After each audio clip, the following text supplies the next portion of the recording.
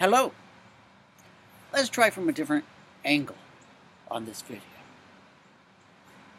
So in this video, I'll try to talk about um, Hamilton's rule, but I'll also talk about, or at least mention some of the baseline information for that. If you remember, originally in evolutionary theory, the thinking was that it is about, what evolution is about, is getting your children, right, is passing along genetic information through your children.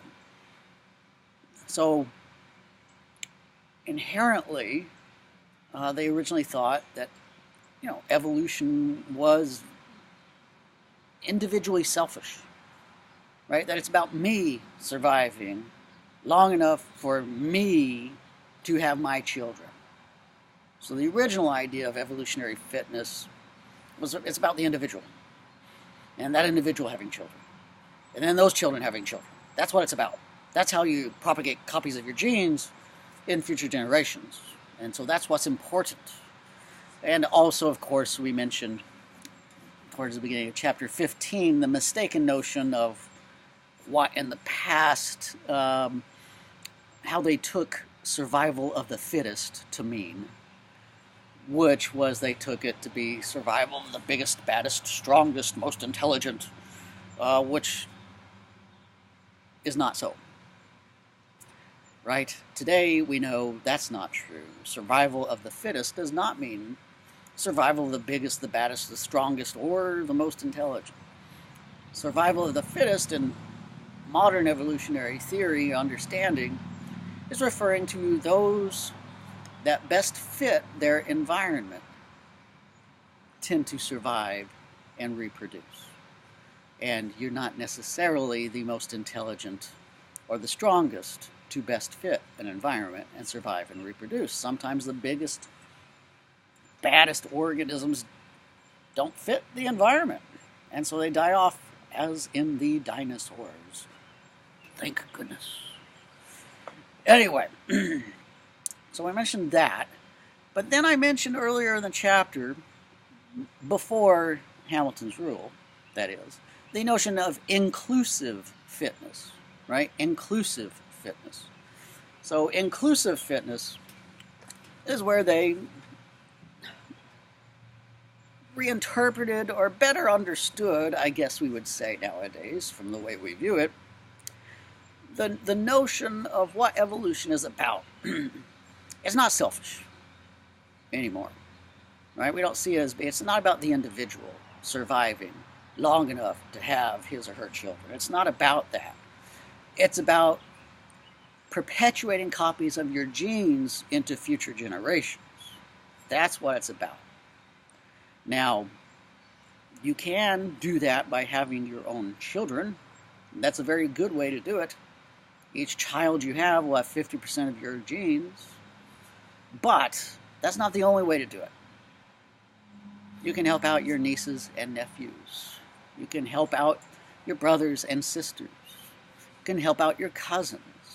So you can also, because you're sharing genes with all of them, so by helping them, you're helping your genes, you're getting copies of your genes sent on into future generations, and so that the altruistic behavior towards those you are biologically related to can be selected for through evolutionary processes. Those that tended to help their relatives got more copies of their genes passed on, and so that propensity to help your relatives got passed on or selected for, right?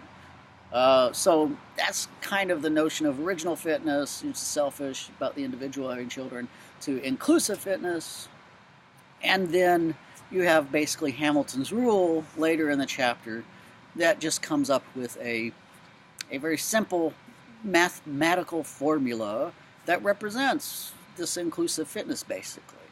So Hamilton's rule predicts, if you follow the formula, predicts how likely an organism will be to engage in an altruistic act towards someone else.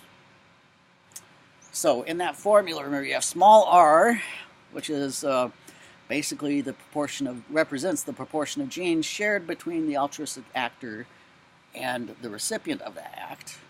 So the more genes you share, the more likely you are to engage in an altruistic act towards this individual or for this individual. But then it's little r times capital B.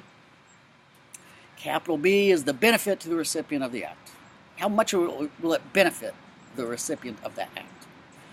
And so if little r times capital B is greater than the other side of the formula, capital C, which represents the cost to the actor of the altruistic act, right? So if little r times capital B is greater than capital C, then the organism should, according to Hamilton's rule, engage in an altruistic act for that other individual, in the case of a human being, right? Although this would be said to be true as well for other species besides humans, right? So that's the gist of Hamilton's rule, all right? Now, there was an instance a long time ago. One of my nephews was just a child. My dad was, replacing, I think, filling oil or something in the car. Sorry, bugs flying by. And, my little nephew Travis was always very interested in engines and motor vehicles, and still is. But, he's just a kid at the time. I don't know how old. I mean, just a child, 4 or 5. He was sitting up there. He had his little hands, around the front of the engine, right, where the hood would fall, would come down. His hands were holding on there. And I was just standing there, too.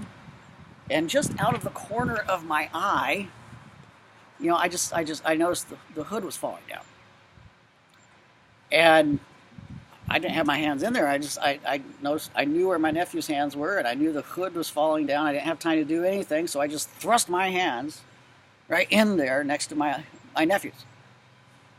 Right? And the hood, fortunately, and it was one of those hoods that it falls down, but, you have to do it really hard for it to, clap into place or whatever. So it fell down, hit my fingers. Thank God not my nephew's. He was freaked out and crying, but he was fine. And, my fingers got bruised, but okay. So in that act, look at Hamilton's rule. Right now, this is my nephew. So, he'd share 25% of my genes. So I'm likely to do that. I mean, the cost for that altruistic act is not going to be as terrible for me, since my hands are bigger and more formidable. I'm having a problem with words today. And formidable. That's the word I was looking for. But anyway, so yeah, so I just threw my hands in there. Now, if this was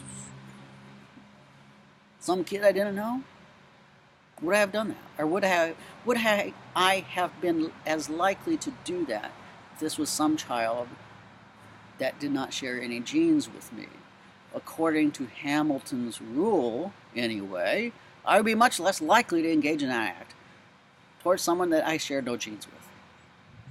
Right? So that's just an example of Hamilton's rule there for you. Good luck.